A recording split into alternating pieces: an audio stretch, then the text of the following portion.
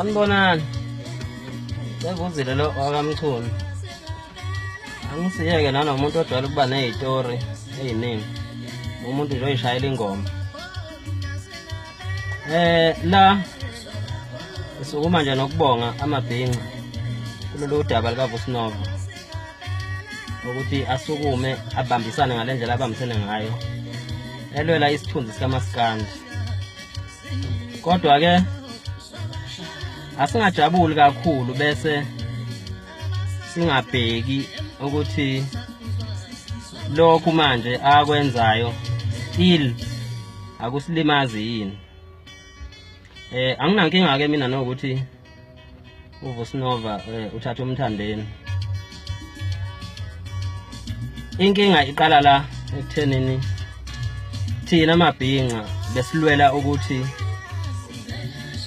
kungani engawabizi amaciko kaMaskandi. Kwakhona lokho akwenzile ukuthi abize umuntu kaMaskandi kube uyena ozobiza amagama oMaskandi abangasekho. Ngomlomo wakhe nawe wazi ukwabiza amaciko kaMaskandi angasekho. Kungani ke koMandoza babizile waye engafeaturanga umuntu weKwaito ozobiza amagama oMandoza. Mawukuthi kukhona abaculi beAfropop sebadlule emhlabeni akababizayo waye engafeaturanga umuntu weAfropop okhona njengamanje azobiza la umaciko eAfropop angasekho. Njoba ebiza abaculi bokholo kungani engafeaturishanga umculo wokholo ophilayo kube uyena ozobiza amaciko omculo wokholo angasekho. Mina ngithi asibhukuleni silwe futhi.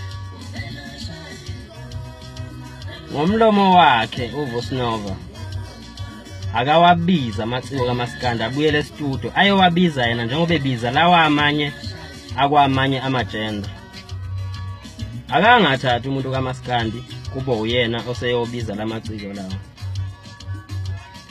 Ngiyathemba ukuthi lokho kuzozwakala kahle. So asingajabuleli okwenzekile singayibheki ingozi. Ngoba kusakhomba ukucwaseka nje ukuthi yena ngomlomo wakhe akafuna ukubiza amaciko kaMaskandi. Ubiza umuntu okuMaskandi ukuthi azobiza amaciko. Akawabizi ngani yena? Vusinova. Hayi. Ikhalo bezithi wena biza amaciko kaMaskandi. Ngiyabonga mina. Sevuzile lo wakamchunu.